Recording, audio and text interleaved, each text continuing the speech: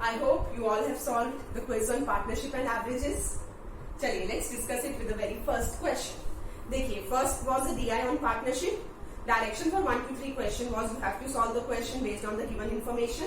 Information was Rahul, Sandy and Sati invested in the ratio 2:3:4. After 4 months, Sandy added 1500 more.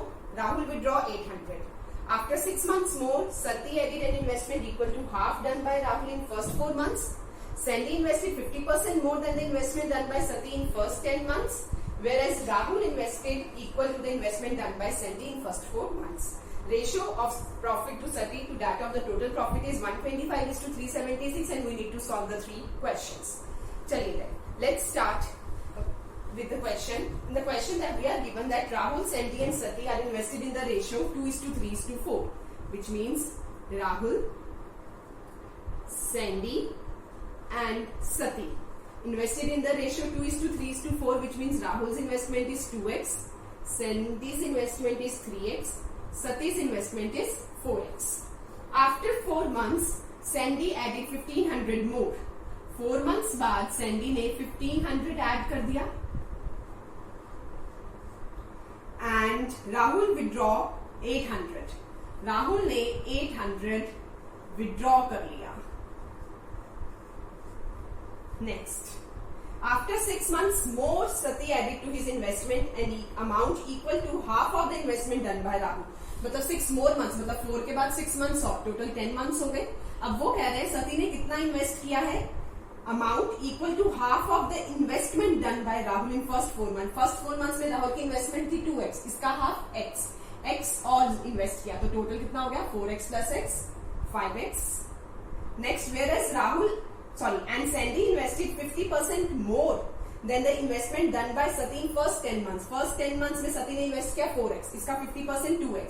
तो that means हमारे पास 2x और add हो जाएगा Sandy के case में. So Sandy 50% more कहा गया है. अब देखिए बच्चा, हमारे पास जो ये कहा गया है कि Sandy invested 50% more than the investment done by Sati. सती ने फर्स्ट 10 मंथ्स में इन्वेस्ट किया 4x, इसका 50% मोर मतलब 2x और मतलब उसने 6x और इन्वेस्ट किया. अगर उसने 6x और इन्वेस्ट किया तो 3x plus 6x is 9x plus 1500 and that was after 6 months, so into 6. Right? Next, Rahul के लिए क्या कहा गया है? हमारे पास नेक्स्ट कहा गया है Rahul added to his investment an amount that is equal to the investment done by Sandy in first 4 months. 3x मतलब 3x उसने और इन्वेस्ट कर दिया, 3x और इन्वेस्ट कर दिया तो ये बन गया 5x minus 800. और इसमें हम 1 ईयर की बात कर रहे थे, 10 months यहाँ पे 10 months and 2 months. राइट? ये समझ में आया? अब इसको थोड़ा सा सिंप्लीफाई कर लेंगे हम. फर्स्ट देखिए हमारे पास क्या बन जाएगा, इसको सॉल्व करेंगे. 2x 12x 14 plus 10 24x. Similarly, minus 4800 minus 1600. So that comes out to be minus 6400. Similarly, इसको सॉल्व करेंगे. 12x plus 18x plus 18x. 18 36. 36 plus 12 48x. Next, 1500 into 6 plus 1500 into 2. और इसको सॉल्व करके बच्चे जो हमारे पास आ जाएगा वो आएगा प्लस 1,20,000. इसको सॉल्व करेंगे तो सिंपल था 40 plus 10 50x. ये हमारे पास आ गया. अब लास्ट लाइन में हमें इसकी रेशियो गिवन है कि सती के प्रॉफिट की ratio divided by total profit. Total profit मतलब इन तीनों का sum which will be 128x plus 5600. वो हमारे पास बच्चे गिवन है 125/376. ये हमें गिवन है. राइट? अब हम क्या करेंगे, क्रॉस मल्टीप्लाई करके इसको सॉल्व करेंगे और x की वैल्यू फाइंड आउट कर लेंगे. आई होप बच्चा कैलकुलेशंस आप लोग खुद कर लेंगे. Right? I have done the calculations before और यहां से x की वैल्यू आपके पास आ जाएगी 250. x comes out to be 250. अब x 250 आ गया तो राहुल, सैंडी और सती तीनों की जो है वो टोटल कैपिटल आ जाएगी हमारे पास. देखिए राहुल का टोटल कैपिटल हमारे पास आएगा 250 into 24 minus 6400 which comes out to be 1100. Then Sandy का आएगा 24,000 एंड सती का आएगा हमारे पास 1,25,12,500। अब इन तीनों का रेशियो लेंगे, तीनों का रेशियो 11 रेशियो 240 रेशियो 125, तीनों के प्रॉफिट शेयरिंग का रेशियो हमारे पास ये आ गया, राइट। डीआई से हम ये क्वेश्चन सॉल्व कर पाएंगे। अब इसके आगे क्वेश्चंस देखेंगे कि क्वेश्चंस में क्या पूछा गया और उनको किस तरह से सॉल्व करना है। देखिए फर्स्ट क्वेश्चन में क्या पूछा गया, profit of Sandy is approximately what percent of total profit. जो सैंडी का प्रॉफिट है वो अप्रोक्सीमेटली क्या परसेंट है टोटल प्रॉफिट के। अब इसको हम फाइंड करेंगे, बताइए बच्चा कैसे फाइंड आउट करेंगे, चेक कीजिए।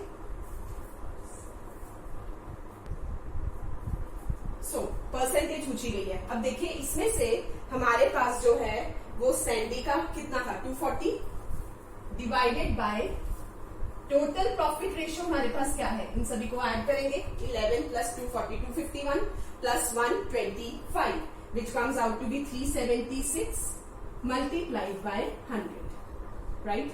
अब बच्चे इसको सॉल्व करके अप्रोक्सीमेटली आपका आंसर आएगा 64%। Approximately answer is 64%। तो फर्स्ट क्वेश्चन का आंसर आपका क्या हो जाएगा 64%। क्लियर, चले आगे। चलिए सेकंड क्वेश्चन पढ़िए जरा। सेकंड क्वेश्चन में क्या पूछा गया, सेकंड क्वेश्चन में बच्चा आपसे पूछा गया है that what is the difference between profit share of Rahul and Sandy if the total profit is 37600। Difference किसका है, राहुल और सैंडी का। राहुल और सैंडी का difference which means 240 minus 11 divided by total is 376 और टोटल हमें कितना गिवन है 37600, यही हमें प्रॉफिट गिवन है। It comes out to be 100, 240 minus 11 will be 229 and 100, right. तो बच्चे यहां से आपके क्वेश्चन का आंसर हो जाएगा डी ऑप्शन 22,900।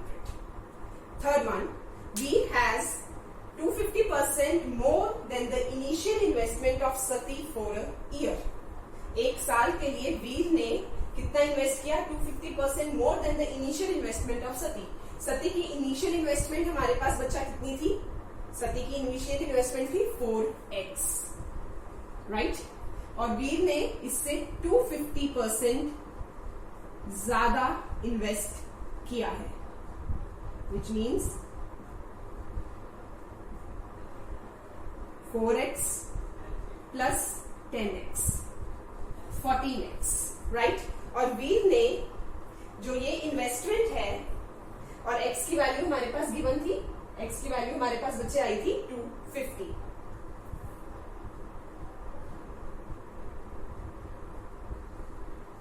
राइट। x आया था हमारे पास 250।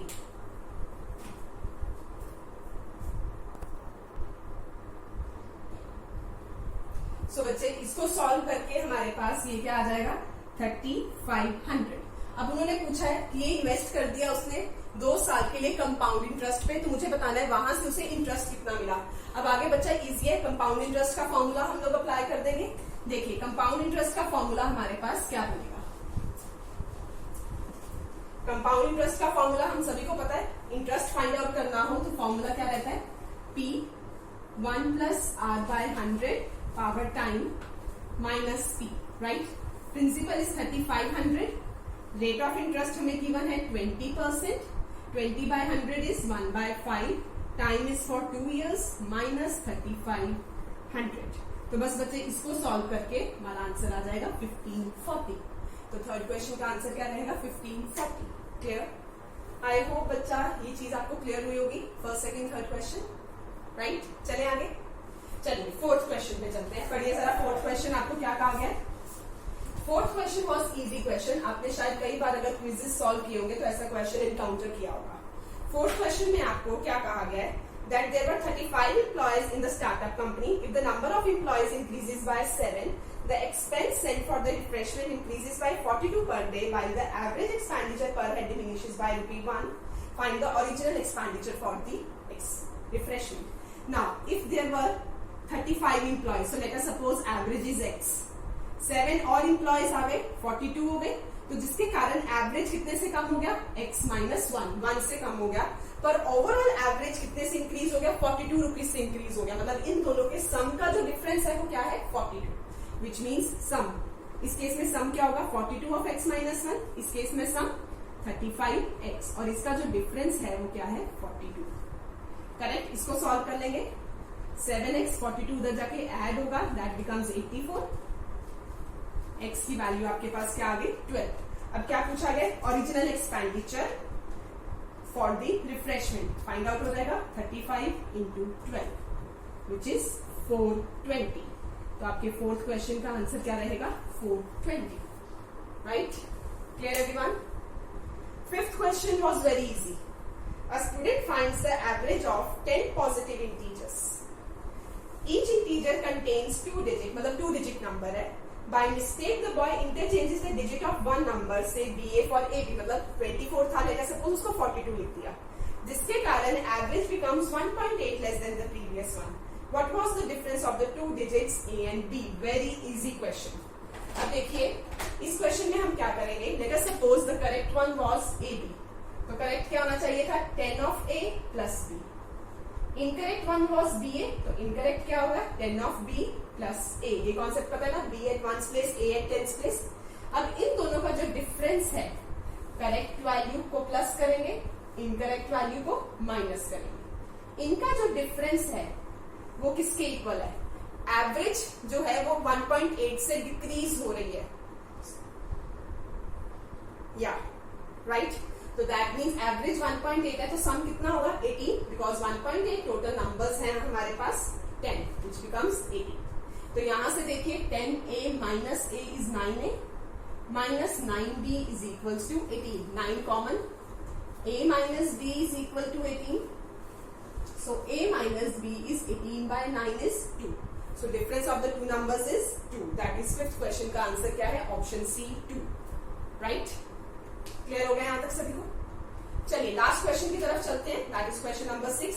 ये थोड़ा सा कॉम्प्लेक्स था, बट स्टिल होना चाहिए था सॉल्व। देखिए क्वेश्चन में बच्चे आपको क्या कहा गया, क्वेश्चन में आपको कहा गया एक अपार्टमेंट है, number of people ageing 51 years and above is 30 लोग ऐसे हैं, 30 पीपल ऐसे हैं जिनकी एज जो है वो 51 ईयर्स है या उससे ज्यादा है।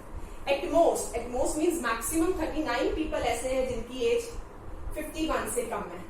Average age of all the people in the apartment complex is 38 year, average age है 38 ईयर्स।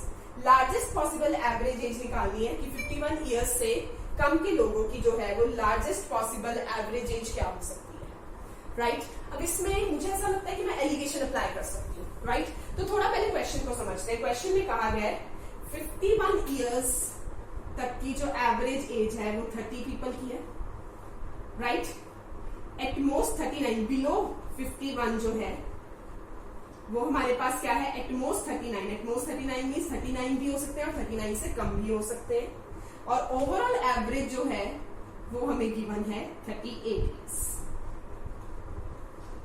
अब मुझे ये फाइंड करना है कि जो बिलो 51 ईयर्स है, लार्जेस्ट पॉसिबल एवरेज एज उनकी क्या हो सकती है, ठीक। अब एक चीज देखिए बच्चा, अगर मुझे largest possible average age find out करनी है तो मैं ये मानकर चलूंगी कि ये जो 30 पीपल हैं इसमें से हर किसी की जो एज है वो 51 ईयर्स है, क्योंकि अगर मैं किसी की भी एज थोड़ी सी कम या ज्यादा कर देती हूँ तो हमारे पास जो रिजल्टेंट आंसर आएगा वो ओवरऑल एवरेज, मतलब जो इनकी एवरेज आएगी जो फाइंड करनी है लार्जेस्ट पॉसिबल एवरेज, वो नहीं आएगी, वो लो हो जाएगी, क्योंकि अगर मैंने इनकी एज कम या ज्यादा कर दी तो इस एवरेज पे इफेक्ट पड़ेगा।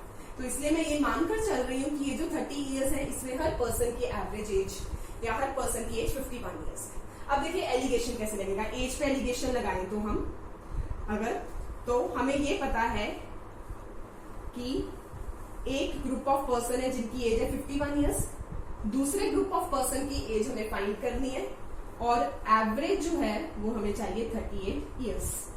एलिगेशन लगाएं, 51 minus 38 13 and this becomes 38 minus x, right. अब ये मुझे पता है 51 ईयर्स कितने पर्सन की एज है, 30 पर्सन की एज है, राइट।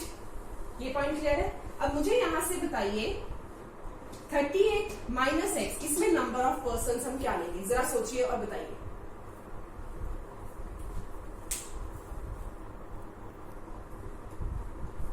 हाँ जी बताइए।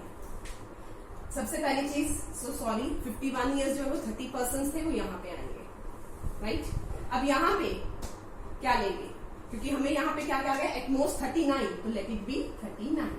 अब यहां से इक्वेशन बनाएंगे, 38 minus x over 13 is equals to 30 over 39, right. इसको सॉल्व करेंगे,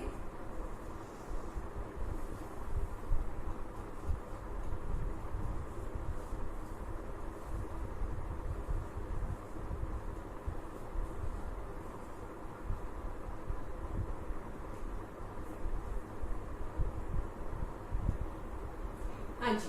अब बताइए इसके आगे हम इसको कैसे सॉल्व कर सकते हैं। 114 minus 30 that comes out to be 84, so x क्या आ जाएगा हमारे पास 28, तो दैट मीन्स एवरेज एज कितनी होगी 28। क्लियर, समझ में आया सभी को। So that's all for the day. Thank you so much.